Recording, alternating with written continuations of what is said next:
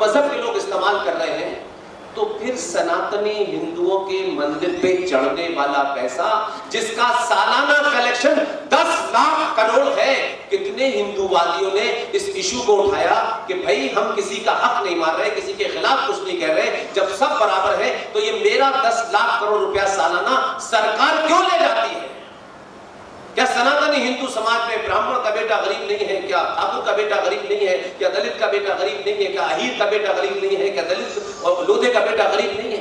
उस पैसे से आपका समाज मजबूत हो, ये ठेकेदार नहीं चाहते कि आप मजबूत हो, क्योंकि आप मजबूत होंगे तो आप अपनी मर्जी से काम करेंगे, किसी के बंधुआ मजदूर नहीं बनेंगे। तो ये मुद्दा क्यों नहीं उठा इस देश में? जिन लोगों ने इस देश में गैर कानूनी तौर पर बिना किसी कानून के देश की भूमि पर कब्जा कर लिया, भूमाफिया की तरह कब्जा कर लिया, वो लोग उस कानून में थोड़ा सा अमेंडमेंट हुआ है, वो लोग संसद द्वारा पास किए कानून, उस कानून पर राष्ट्रपति के साइन होने के बाद भी कानून पूरी सड़कों पे दुनिया भर में आग लगा रहे हैं। उनसे सीखिए। संसद में पास किए कानून के ऊपर आप ये नहीं कर सकते। आपको डिबेट का मौका मिला, आपने डिबेट में हिस्सा लिया, इस जोकर ने भी लिया, ये तो वहां फाड़ के आया है, अब अपने मुसलमान भाइयों को बता रहा है, पोस्टर लगा के देखो मैंने बिल फाड़ दिया है। बिल नहीं फाड़ा है, वो जो दिल्ली में बैठा था ना उसने इसे फाड़ दिया, इसलिए चिल्ला रहा है। इसको अपनी दुकान बचानी है, इसलिए चिल्ला चिल्ला के पूरे देश में, बंगाल में क्या हो रहा है, कश्मीर में क्या हो रहा है, लोग सड़कों पे उतरे हुए हैं। जो काम विधि विधान से हुआ है और आपके साथ विधि विधान से एक नाइंसाफी हुई है और आप बोलना नहीं चाहते। इस सवाल में कौन सी ऐसी बड़ी बात है कि जब सब बराबर है तो मेरा पैसा मुझे, मेरे लोगों के पास जाए, किसी संगठन के पास जाए, किसी मठ के पास जाए, किसी शंकराचार्य के पास जाए। लेकिन हम ये इसलिए नहीं करते कि हम अंदर से मक्कार लोग हैं, हम झूठे और बेईमान लोग हैं। कौन बनेगा इसका ठेकेदार? कौन से लोगों के पास जाना चाहिए? हमारे 4 जाएंगे, उनके 2 जाएंगे। आपकी आपसी लड़ाई के कारण आप इस मुद्दे को मुद्दा नहीं बनाना चाहते।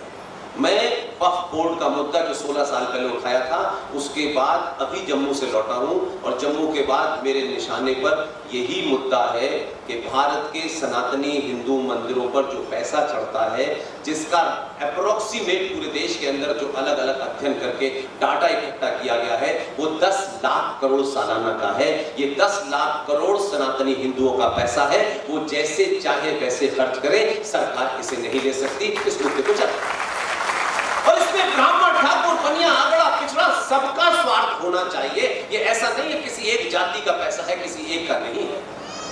मैं फिर कह रहा हूं, मेरी फिगर को याद रखिएगा। पता नहीं कितने साल में होगा, कैसे होगा, लेकिन मैंने ये मुद्दा इसलिए ज्यादा देर नहीं की इसको आगे लाने पे कि मैं चाहता हूं, मुझे पता है, मुझे बहुत सारी जानकारियां हैं। राजा चाहता है चिल्लाओ सड़क पे तभी तो कुछ करूंगा। राजा बिना चिल्लाए करेगा तो लोग कहेंगे कि राजा का एजेंडा है। राजा चाहता है 84 करोड़ लोगों का एजेंडा है, तो दुनिया निकलेगी नहीं, बंद कर लेगी दरवाजा और बिल पास हो जाएगा। आप सोचिए जरा इसको कि एक तत्कालिक लड़ाई, सरकार ने हमको वजीफा नहीं दिया, इस कास्ट को नहीं दिया, उस कास्ट को नहीं दिया। इससे बड़ी लड़ाई अगर आप लड़ेंगे, जिसके लिए आपको कुछ ऐसा नहीं करना है। मैंने कहा 84 करोड़ में से 5 करोड़ लोग ये तय कर लें कि दिल्ली के इंडिया गेट पर 2 दिन बैठना है। दुनिया की छोड़ दीजिए, बड़े से बड़ी बड़ी ताकत आपके पास चल के आएगी कि बताओ तुम्हारे लिए क्या करें। ये गिनती बहुत लंबे समय तक नहीं रहने वाली, राजा बहुत लंबे समय तक नहीं रहने वाला। फिर कोई आएगा चापलूस, फिर वो कुछ नई दुकान चलाएगा। इस मौके को मत खोइए। ये बहुत बहुत बड़ा क्रांतिकारी इशू है। लोग इसको अभी समझ नहीं पा रहे क्योंकि लोगों को बताया नहीं गया। लोगों को तो आज के लिए बताया जा रहा है कि जाति ब्राह्मणों ने बनाई है। ये तो बताया जा रहा है कि इस्लाम के बगैर हम अधूरे हैं। हम अनंत काल से हैं, ब्रह्मांड की उत्पत्ति से सनातन है और 1400 साल पहले जो आए हैं, हमारे बाद वो है या वो हमारे पहले है? लोग कह रहे हैं उसके बिना। अरे हमारे बगैर हर कोई अधूरा है, हम अधूरे नहीं हैं। हम कोई किसी गिनती नहीं है कि फला दिन हम पैदा हुए थे, फला दिन से सनातन शुरू हुआ था और सनातन में ये है। सनातन इस ब्रह्मांड की उत्पत्ति से है और जब तक ये ब्रह्मांड है तब तक सनातन है। इसलिए कोई दो कौड़ी का पागल आदमी साउथ इंडिया में चिल्ला के कहने लगे कि साहब सनातन को हम खत्म कर देंगे, तुम्हारी नस्लों का पता नहीं चलेगा, सनातन वही रहेगा, इसलिए चिंता नहीं करनी। जवाब देना तर्कों पे, तथ्यों पे आना चाहिए, भावनात्मक बात नहीं करनी चाहिए। सनातन के पैदा होने की डेट नहीं है तो सनातन के मरने की डेट कैसे होगी? ये प्रकृति का नियम है कि जो पैदा हुआ है उसको मरना है। जो 1400 साल पहले पैदा हुआ है, जो 2000 साल पहले पैदा हुआ है, हमारी प्रकृति कहती है जो पैदा हुआ है वही मरेगा। तुम्हारा मरने का दिन आ रहा है तो तुम हमारे बारे में मत बोलो, हमारे बारे में मत, हम नहीं मरने वाले। ये सब सनातन चलता रहेगा, अनंत काल था, आगे भी चलता रहेगा। लेकिन हमारी इस दौर में यही जिम्मेदारी है कि हम अगली पीढ़ी को क्या देके जा रहे हैं। आप अपने बेटे को बड़ी महंगी कार देते हैं, बड़ा बैंक बैलेंस देते हैं, बड़ी अच्छी शादी करके दे देते हैं, वो महत्वपूर्ण नहीं है। आपकी बेटी सड़क पे चल रही है, वो सलामत नहीं। आपका रुपया पैसा काम नहीं आता, क्योंकि आपने एक ऐसा समाज बनाया है कि 7 बजे के बाद आपकी बेटी सड़क पे नहीं चल सकती। भाईजान को जान लेने की आदत इसलिए पड़ गई है कि जब उन्होंने पहली जान ली थी उसी वक्त उनका खात्मा कर देते तो सड़क चौराहे पे ही भाईजान नजर नहीं आते। इसलिए जो सामने है उसको पूरी ताकत से कहो, किसी के खिलाफ नहीं है, किसी का विरोध नहीं है। लेकिन अगर हमारे ऊपर इस तरीके का हमला करोगे तो 10 गुना ताकत से हमले का जवाब देंगे। अभी आपके पास ताकत है, समय है, समझदारी है, कम्युनिकेशन है, चीजों को देख सकते हैं। मंच से बोलने वाले लोगों को आप वेरीफाई कर सकते हैं कि ये सच भी बोल रहे हैं, गलत बोल रहे हैं, क्या एंगल है। उसके बाद आपके पास अभी ये ताकत है कि 5 साल में 30 सेकंड के लिए, मात्र 30 सेकंड के लिए आपको सनातनी होकर वोट देना होता है। उसमें भी आप लोग अगड़ा पिछड़ा मेरा तेरा करते हैं। अगर आपने तय कर लिया कि हमको इसमें इंटरेस्ट नहीं है कि प्रधानमंत्री कौन होगा, पार्टी का अध्यक्ष कौन होगा, अगर सत्ता के ऊपर खेल का खिलाड़ी है जो खेल को खेलना जानता है तो इसको बार बार जिताइए। इसलिए कल्याण सिंह दोबारा नहीं मिल सकते हैं। ये थे नहीं सत्ता में, ये दिल्ली में नहीं थे। जब कल्याण सिंह को पार्टी से छोड़ के जाना पड़ा कि कुछ लोगों का लगा कि कद बड़ा हो रहा है, कहीं ऐसा ना हो कि इसका कद बड़ा हो जाए। बौने लोग किसी का कद छोटा नहीं कर सकते। इसलिए मैंने कहा कि मैं कल्याण सिंह को जब भी याद करता हूं तो कहता हूं कि भारतीय राजनीति में एक आदमी जिसने 2 सेकंड के अंदर चीफ मिनिस्टरशिप की कुर्सी पर लात मारी और कहा कि मेरे लिए राम मंदिर बड़ा था, कुर्सी बड़ी नहीं थी। ये सोच समाज में जब पैदा हो जाएगी, कोई दुनिया की ताकत आपको रोक नहीं सकती है। बिना किसी से लड़े, बिना किसी पे हमला किए, बिना किसी को नीचा दिखाए आप अपनी जगह मजबूत हो जाएंगे। नहीं होना। इतना बड़ा हमारे यहाँ कुंभ हुआ, उसमें से भी 2 लाख लोग निकल के जिस दिन बैठ जाएंगे, आपको लगता है सरकार गिनती से डरती है? हमेशा ध्यान रखिए। कुछ लोग दिल्ली में शाहीन बाग बना करके सरकार को डरा रहे थे। उनको पता नहीं उनका बाप ऐसा है कि वो उनके बाप को भी डरा देता है। और जब बदलाव होता है तो समाज कैसे अपने हीरो चुनता है। बड़े निचले लीडर हैं उत्तर प्रदेश में, बहुत पास से जानता हूं, चवन्नी चोर टाइप के लीडर हैं। तब भी न उसका बाप का पता है, न मां का पता है, न आगा है, न पीछा है, न उसका लेना है, न देना है। एक ऐसी स्थिति उत्तर प्रदेश में बन गई है कि उसको हटाया नहीं जा सकता। कुछ शाहीन बाग बनाने वाले दिल्ली से उत्तर प्रदेश लखनऊ में गए थे कि हम यहां शाहीन बाग बना देंगे।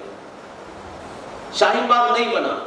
जिन्होंने शाहीन बाग बनाने की कोशिश की उनका पोस्टर लगा दिया पूरे देश के अंदर। और जब यहां से बिल होती है और ये कोशिश होती है कि मुझे ये करना है, तो सुप्रीम कोर्ट ने कहा कि आप जो लोग धरने पे बैठे हुए हैं उनके आपने पोस्टर लगा दिए हैं, ये ठीक नहीं है। तो सुप्रीम कोर्ट का आदेश मानते हुए उसने पोस्टर हटा दिए, शाम को दोबारा लगा दिए। अगर अंदर से बिल है और आप ये सहारा लोगे कि कानून ऐसा था और पॉइंट ऐसा था, कानून हमारे लिए है, हम कानून के लिए नहीं है। हम तय करेंगे कि कौन सा कानून हो, क्योंकि हमको अपने समाज को देख के बनाना है। अंग्रेज बना के चले गए थे, वो कानून नहीं चलेगा। 1860 का कानून चल रहा है, 1861 का कानून चल रहा है, लेकिन चल रहा है। उस पुलिस वाले को पता ही नहीं है कि वो किसकी गुलामी करनी है, उसको पता ही नहीं बेचारा। इसलिए उन मुद्दों को उठाइए जो मुझे लगते हैं कि ज्यादा महत्वपूर्ण है। अदरवाइज ये समय निकल जाएगा, आपको दुख होगा, किसी और को भी दुख होगा, कुछ लोग खामोश हो जाएंगे, लेकिन ये समय दोबारा नहीं आएगा। इतिहास में हर समय एक मूवमेंट आता है, जैसे आपके अपने जीवन में कोई मोमेंट आता है ना, आपको लगता है कि भाई आज मेरा दिन बहुत अच्छा था, मैंने ये सोचा था, ये हो गया। ऐसे ही राष्ट्रों के जीवन में आता है, एक पीरियड आता है तब लोगों में जागृति होती है और बहुत सारे काम हो जाते हैं जो बड़े अनहोने लगते हैं। जो काले कोट पहनने वाले ये कहते हैं कि हर कानून के ऊपर उनका ज्ञान होगा, इन काले कोट पहनने वालों की कलई चौराई चौराई खुल रही है। और ये जो सवाल खड़े हो रहे हैं सोशल मीडिया के माध्यम से, इसलिए वो इसको रोक नहीं पा रहे। तो अंदरूनी गंदगी है। एक चीफ जस्टिस इस देश में ऐसे भी महान पैदा हुए, वो कांग्रेस पार्टी से निकले, चीफ जस्टिस बने, चीफ जस्टिस बनने के बाद फिर कांग्रेस पार्टी में चले गए। ऐसे महान जजों से भगवान ही बच गए। इसलिए ये समय है कि जज साहब ये पूछ रहे हैं, उन्होंने अभी वक्फ कानून की जो सुनवाई चल रही है उसमें पूछा और बड़े बेचारे हैं। जज साहब कह रहे हैं कि 13वीं सदी में जो मस्जिद बनी थी, ये भाईजान उसका प्रमाण पत्र कहां से लाएंगे? अबे मूर्ख, इनसे 13वीं सदी का तुझे कागज नहीं मिल रहा, लेकिन 550 साल पुराने राम मंदिर के प्रमाण मांग रहा था कि भगवान राम है कि नहीं है, क्योंकि हम सब हैं इसलिए। और जब ऐसी स्थिति होती है तभी समाज में आक्रोश होता है और 6 दिसंबर 1992 हो जाता है। इस देश की सिस्टम में बैठे हुए लोगों को समझ में आना चाहिए कि ये समाज को मजबूर न करें कि सड़कों पे उतर के ये फैसला कर दें। सुनते सुनते 100 साल हो गए हैं तुम्हारी बकवास। रोज आकर के हमको ये ज्ञान देते हो और किसी को ज्ञान नहीं देते हो, क्योंकि हम सुन लेते हैं। नुपुर शर्मा ने सच बोला, कुरान मजीद को ध्यान में रखते हुए सच बोला, लेकिन दुनिया भर पे ज्ञान देने वाले ठेकेदार किसी का डीएनए बता रहे हैं, किसी के जात बता रहे हैं, लेकिन एक बेटी जिसने समाज के सामने तथ्यों पे, लॉजिक, फैक्ट फिगर के साथ अपनी बात कही, और जाहिलों ने, इन उचक्कों ने और चोटों ने, जिनके माँ बाप ने बहुत साल पहले तलवार के जोर पे शलवार पहन रखी थी, उनके डर से एक आदमी नुपुर शर्मा के साथ नहीं खड़ा हुआ। आप इस देश में बहादुर महिला, बहादुर पुरुष के साथ नहीं खड़े होते क्योंकि आपको डर लगता है कि इसके साथ खड़े होने से कुछ नुकसान होगा। जीवन उतना ही है आपका जितना लिखा के लाए हैं। दुनिया की कोई ताकत उससे पहले ना आपको मार सकती है, ना डरा सकती है। तो फिर इस बात की चिंता क्यों कर रही है भाई कि हम भी मार देगा? हमारी अगर मौत ऐसे ही लिखी है तो हम वैसे ही जाएंगे। जब तक जिंदा हो तो जिंदा होने का सबूत दो। ये मर मर के जीने से, यहां से भागे वहां, वहां से भागे वहां, भाग रहे हो, बंगाल से भाग रहे हो, केरल से भाग रहे हो, कश्मीर से भाग रहे हो, अफगानिस्तान से भागे, पाकिस्तान से भागे, बांग्लादेश से भागे, ये भागते भागते कहां जाओगे? इसलिए दिल्ली में कुछ लोग इसको भी भगाओ, उसको भी भगाओ, अब एक को 14 के बाद से भगा नहीं पा रहे। अच्छे अच्छे को नाप दिया। आप इस समय को अपना, तेरा, मेरा, ये जाति, वो जाति छोड़ दीजिए। मैं नहीं जानता, न मुझे कुछ ऐसा तथ्य मिलता कि सनातनी हिंदू समाज में, ये किसने मुझे बताया मैं नहीं जानता। मैं तो, मेरा जन्म भी ऐसी जगह हुआ जहां शायद ये सब नहीं था। आप सब जानते हैं मैं कहां पैदा हुआ। तो मुझे कभी कभी लगता है कि कैसे कैसे समाज में हमारे यहाँ नौटंकी करने वाले लोग बैठे हैं, हर बात पे प्रवचन देने वाले लोग मौजूद हैं। एक छोटी छोटी सी बात मुझे कभी समझ में नहीं आई, और फिर मैंने उस पर थोड़ी बहुत रिसर्च की, जितनी मेरी जानकारी, जितने मेरे विश्वास साधन है। मुझे आज तक बताइए किसने कहा कि ब्राह्मण मां के पेट से ब्राह्मण पैदा होता है? कहां लिखा है मुझे बताइए। सनातनी हिंदू सभ्यता में अनादिकाल से ये राष्ट्र, ये सभ्यता कर्म प्रधान सभ्यता थी, जाति प्रधान नहीं थी।